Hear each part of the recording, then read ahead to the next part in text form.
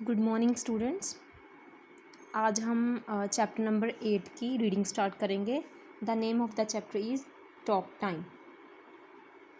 इस चैप्टर में हम कम्युनिकेशन के बारे में पढ़ेंगे कि व्हाट इज़ कम्युनिकेशन और मीन्स ऑफ कम्युनिकेशन। कम्युनिकेशन क्या होता है और इसके मीन्स कौन कौन से हैं। So first of all look at this. Sam, Mona and Tinku's brother lives in London. Sam, Mona और टिंकू का जो ब्रदर है वो कहाँ रहता है? लंदन में रहता है।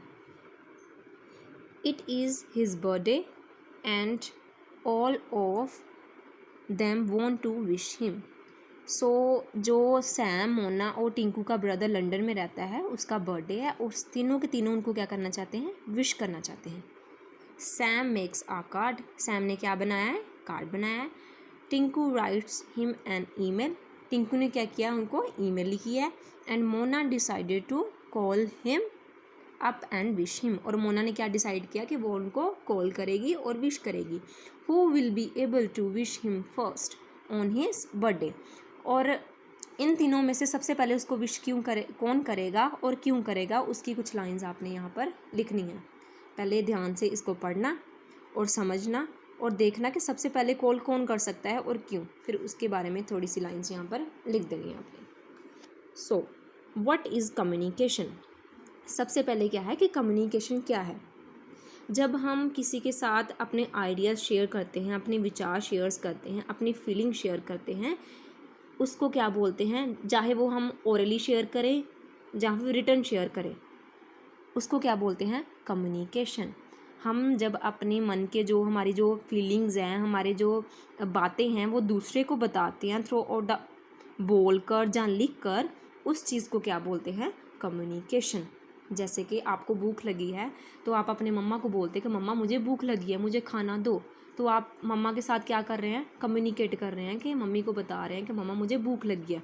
ओरली बता रहे हैं, बात कर रहे हैं। That is communication.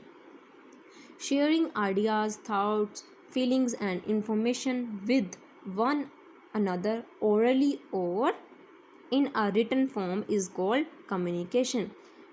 आइडियाज़ को शेयर करना, एक से दूसरे के साथ शेयर करना, आइडियाज़ को, थाट्स को, फीलिंग्स को, किसी इन्फॉर्मेशन को ओरली और रिटन फॉर्म में, उसको क्या बोलते हैं? Communication.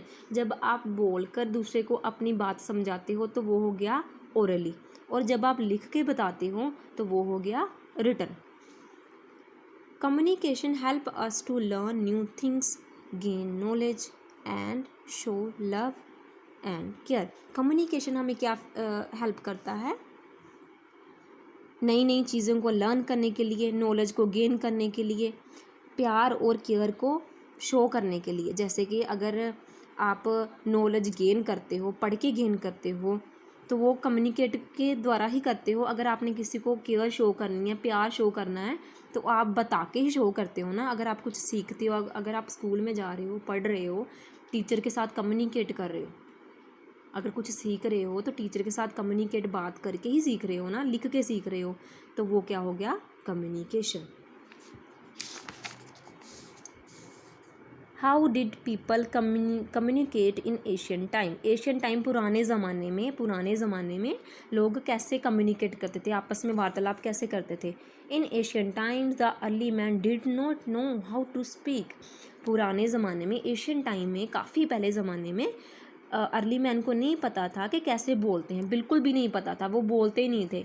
They did not no any language. उनको किसी भी लैंग्वेज के बारे में नहीं पता था। जैसे हम, अगर हमारी कोई फीलिंग है, हमें भूख लगी है, तो हम बोल के बताते हैं कि हमें भूख लगी है। लेकिन एशियन टाइम में ऐसा कुछ नहीं होता था, उनको बोलना तक नहीं आता था।